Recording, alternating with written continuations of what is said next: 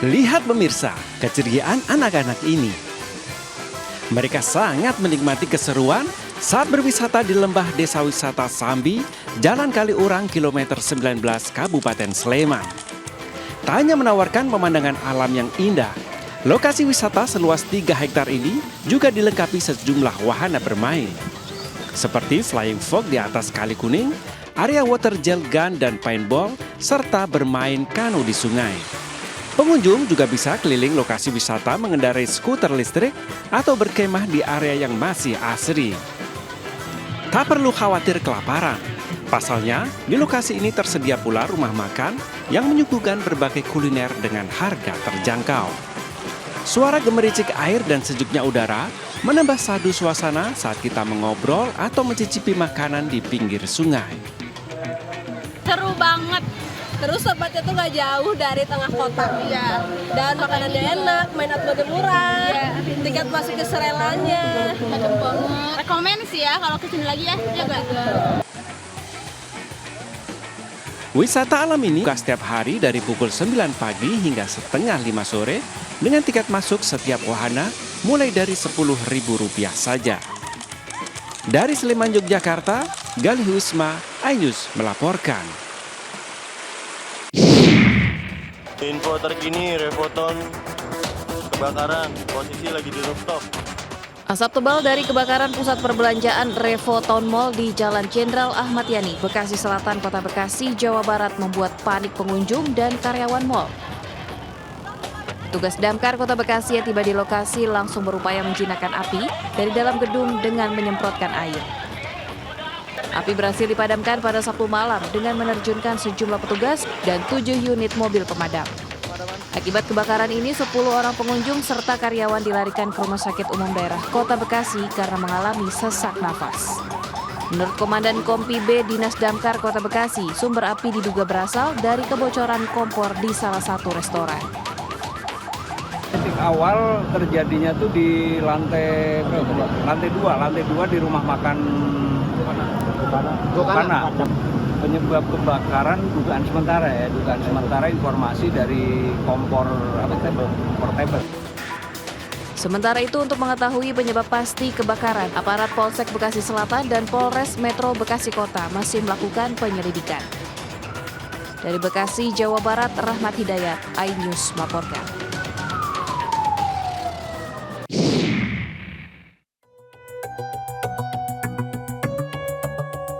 Pasca viral video di media sosial terkait ulah pengunjung Taman Safari Indonesia di Cisarua, Bogor yang memberikan makan kuda nil dengan plastik, pihak pengelola berencana melaporkan ke polisi. Pihak Taman Safari Indonesia saat ini tengah melakukan investigasi sekaligus mengumpulkan bukti tambahan terkait rencana pelaporan. Sementara itu, terkait sampah plastik yang sempat dilempar, pihak pengelola telah berhasil mengeluarkan plastik dari mulut satwa air tawar tersebut. Dan ada juga pengunjung yang baik hati yang merekam juga. Bahkan juga kita sudah mengantongkan nomornya, kami juga sudah lapor kepada kepolisian. Ulah pengunjung tak bertanggung jawab melempar sampah hingga memberi minuman keras ke arah hewan koleksi Taman Safari seperti yang belakangan viral bukan kali pertama terjadi. Untuk itu, pihak pengelola bersikeras akan memproses hukum sesuai aturan yang berlaku. Dari Bogor, Jawa Barat, Wildan Hidayat, iNews melaporkan. Pagi ini di sepanjang jalan di kawasan Sudirman dibagi 2 bagian untuk maraton dan Car Free Day. Meskipun begitu, beberapa kendaraan terlihat masih bisa melewati kawasan Sudirman. Jalan di kawasan Jenderal Sudirman dari arah Monas menuju GBK diperuntukkan untuk peserta Jakarta Indonesia Marathon 2024. Sementara di sisi lain digunakan warga untuk olahraga seperti minggu biasanya dalam rangka Car Free Day. Beberapa kendaraan roda 4 dan roda 2 terlihat masih melewati kawasan Sudirman meski merupakan hari bebas kendaraan. Alasan kendaraan yang melewati ruas jalan ini dikarenakan adanya penutupan beberapa ruas jalan di sekitar Jakarta. Meski begitu, para pengendara tetap dihimbau untuk melewati jalur alternatif.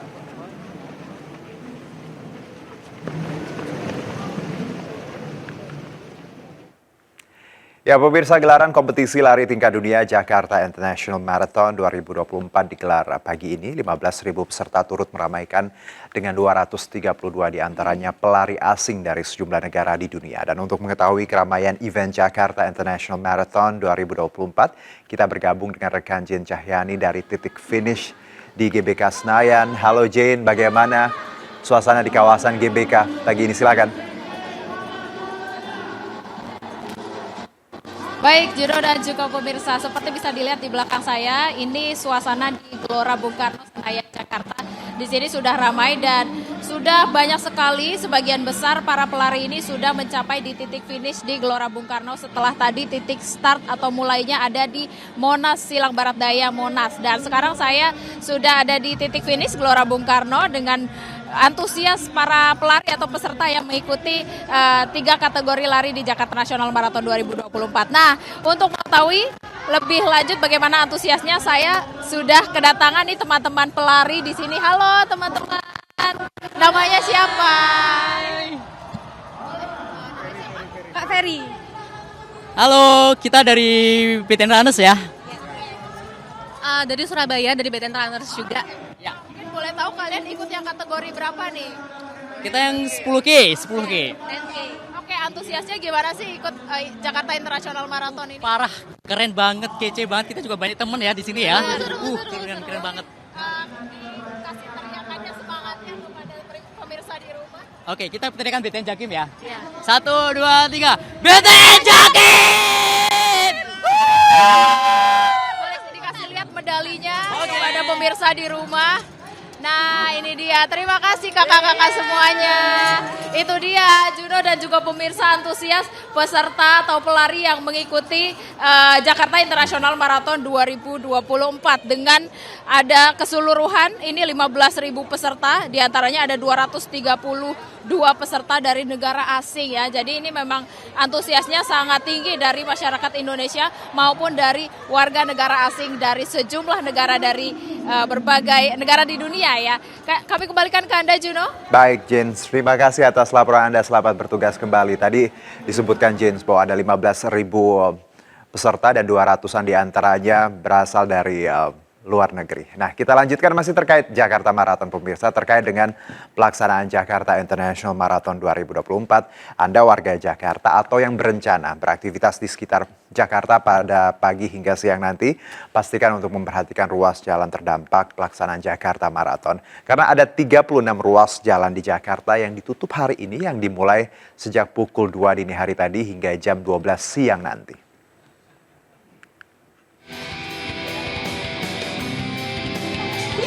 Mengisi HUT ke-497, Jakarta International Marathon atau JAKIM kembali digelar tahun ini. Setidaknya ada 36 ruas jalan yang ditutup selama penyelenggaraan JAKIM. Kawasan yang akan ditutup meliputi sejumlah wilayah di Jakarta Pusat hingga Jakarta Selatan, antara lain kawasan Silang Monas, kawasan Lapangan Banteng hingga Gunung Sahari, Jalan MH Tamrin hingga Bundaran HI, Jalan Rasuna Said Kuningan, Jalan Mampang Perapatan Raya hingga Jalan Senopati, dan kawasan Gelora Bung Karno. Penutupan jalan ini dimulai pukul 2 dini hari tadi hingga jam 12 siang nanti. Warga yang akan beraktivitas di sekitar event JAKIM ini dihimbau untuk mencari jalan alternatif lain. Dari Jakarta, Tim Liputan iNews melaporkan. Ya, pemirsa, selain dimeriahkan dengan Jakarta Marathon, transportasi publik Jakarta juga diskon dengan tarif Rp1. Lantas seperti apa antusias warga terkait tarif Rp1 ini? Kita simak laporan Ayu Pratiwi dengan juru kamera Wildan Aulia dari transportasi publik LRT.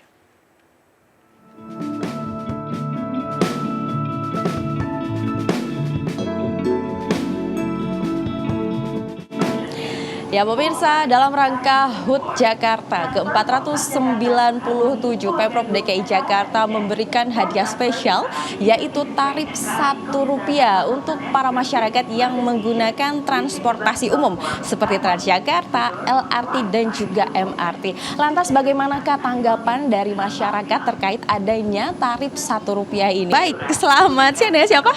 Sama saya Rafael Karol. Oke, Kak, aku mau nanya dong, ini benar pengguna LRT? Iya betul.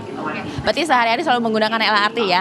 Ini kan saat ini ada tarif Rp1 dari pemerintah untuk ulang tahun DKI Jakarta. Gimana nih tanggapannya sebagai pengguna LRT? Jujur menurut saya untuk itu sangat membantu karena kan yang awal bisa 3.000 sampai 5.000 akhirnya menjadi Rp1 tentu saja membantu kita sebagai pengguna.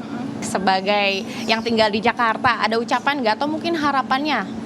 Untuk ucapan selama ulang tahun Jakarta, harapan saya semoga transportasi umum terutama seperti LRT dan Transjakarta diperbanyak durasi kedatangan bis dan keretanya. Itu saja sih, Mbak.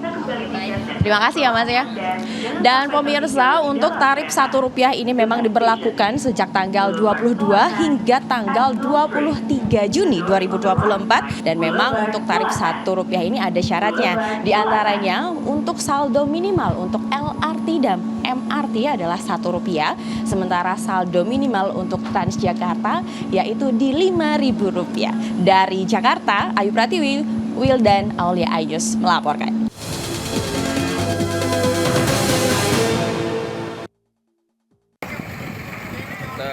Garasi bis Damri kebakaran. Kobaran api dan kepulan asap hitam membumbung tinggi dari sebuah bengkel bus Damri di kawasan Jalan Jagir, Wonokromo, Surabaya. Meski tak menimbulkan korban, namun satu bus listrik milik pemerintah Kota Surabaya dan 4 mobil ludes terbakar. Diduga kebakaran akibat korsleting pada panel listrik dan percikan api menyambar ke salah satu bus hingga terbakar. Sebanyak 49 orang santri dan guru pondok pesantren Alif Lam Mim Surabaya terjebak dalam lift sebuah hotel. Tim rescue damkar Kota Surabaya mengevakuasi para santri melalui plafon menggunakan tangga. Diduga lift mengalami kelebihan muatan saat para santri akan melakukan gladi resik wisuda kelulusan SMP dan SMA. Seorang ASN kasih keuangan Dinas PMD Kabupaten Musi Banyu Asin DPO kasus dugaan korupsi internet desa sebesar Rp27 miliar ditangkap Kejaksaan Tinggi Sumatera Selatan. Sementara itu polisi telah mengantongi identitas dari pemasok narkotika jenis sabu kepada penyanyi Virgon dan tengah dilakukan pengejaran. Kenapa Pak kita berlari Pak? 7 miliar tuh kemana Kak gitu? Dengan memakai sorban putih Ridwan Kasih Keuangan Dinas PMD Kabupaten Musi Banyu Asin, DPO kasus dugaan korupsi internet desa dibawa ke markas Kejati, Sumatera Selatan. Tersangka diduga menerima uang Rp7 miliar dari proyek instalasi komunikasi dan informasi Desa Kabupaten Muba tahun 2019-2023. Dari hasil dugaan korupsi tersebut, tersangka diduga telah merugikan negara sebesar Rp27 miliar.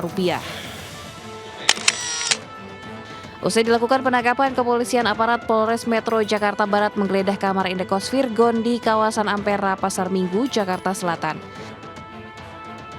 Meski tak menemukan barang bukti lain, polisi telah mengantongi identitas dari pemasok narkotika jenis sabu kepada Virgon. Sebelumnya Virgon Putra Tambunan beserta teman wanitanya PA ditangkap polisi terkait penyalahgunaan narkoba.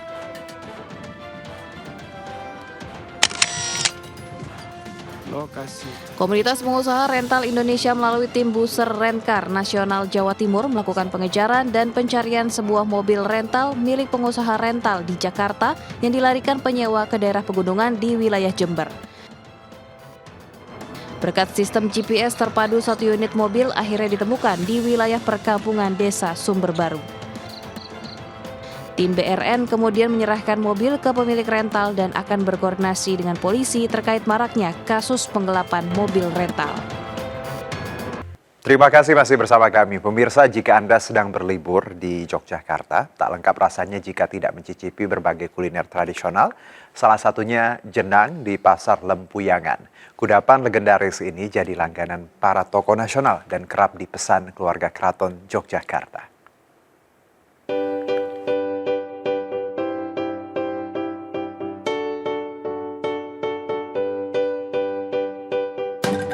Yang suka jenang silahkan merapat. Lokasinya ada di Pasar Lempuyangan, Yogyakarta.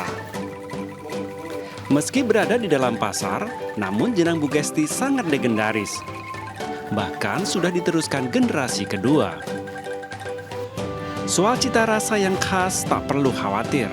Penerus jenang Bugesti tetap mempertahankan resep asli warisan sang ibu yang berjualan sejak tahun 1950. Tak heran, kudapan legendaris ini menjadi langganan para tokoh nasional dan sering dipesan keluarga Keraton Yogyakarta. Hingga saat ini, warung Bugesti tetap mempertahankan 4 jenis jenang, yakni jenang candil yang terbuat dari tepung ketan, jenang sumsum putih dan coklat, serta jenang mutiara. Guna menambah rasa manis, jenang-jenang ini disiram larutan gula Jawa. Tekstur kental dari larutan gula berpadu santan kelapa yang gurih semakin nikmat karena disajikan dengan daun pisang.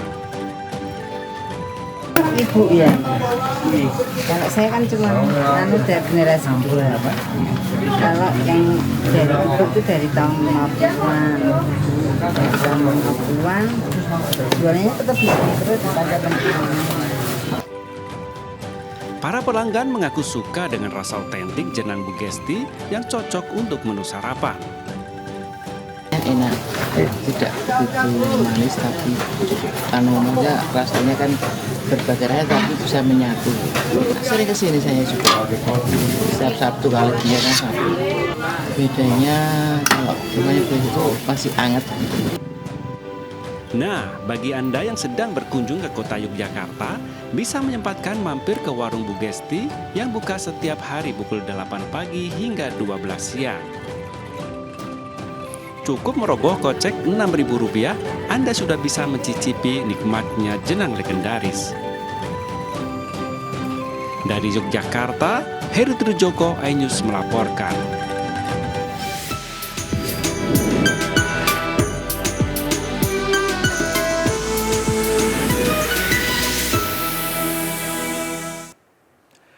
Sujud syukur mewarnai kedatangan 370 jemaah haji kloter pertama debarkasi Surabaya di Bandara Internasional Juanda. Sementara suasana haru menyelimuti kedatangan 439 jemaah haji kloter pertama asal kota Bekasi, Jawa Barat.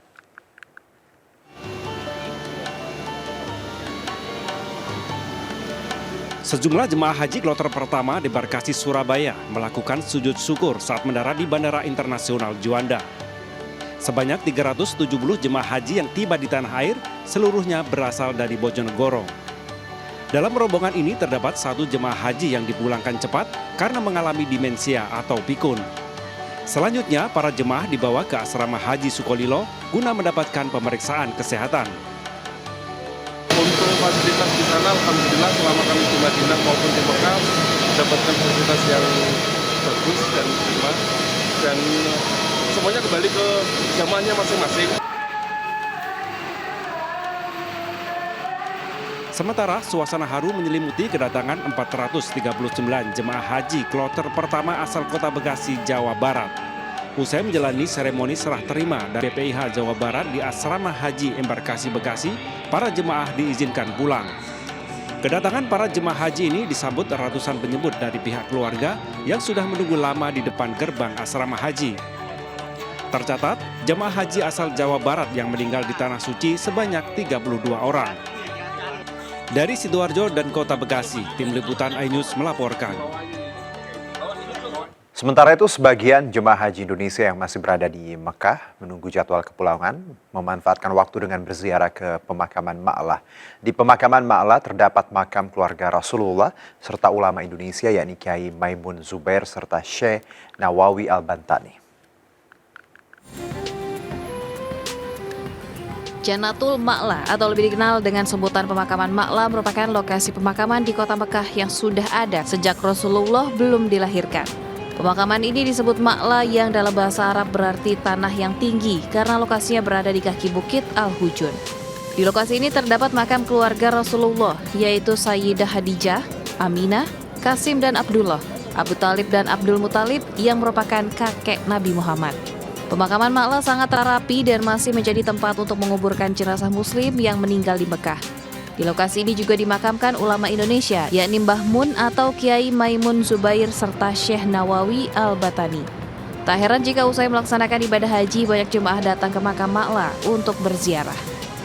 Setelah rangkaian haji selesai, nah Kita pengen ziarah ke makam ulama besar dari Sragen yang dimakamkan di dekat komplek pemakaman Sayyidatina Siti Khadijatul Kubra. Alhamdulillah bisa hadir di sini, rawuh silaturahim. Pemakaman Ma'la berjarak sekitar 1,5 km dari Masjidil Haram dan dapat ditempuh dengan jalan kaki 10 hingga 15 menit. Lokasinya juga dapat diakses dengan mudah dari terminal bus Ship Amir yang terletak tidak jauh dari Masjidil Haram. Dari Mekah, Arab Saudi, Fahmi Firdaus Naswar, iNews melaporkan.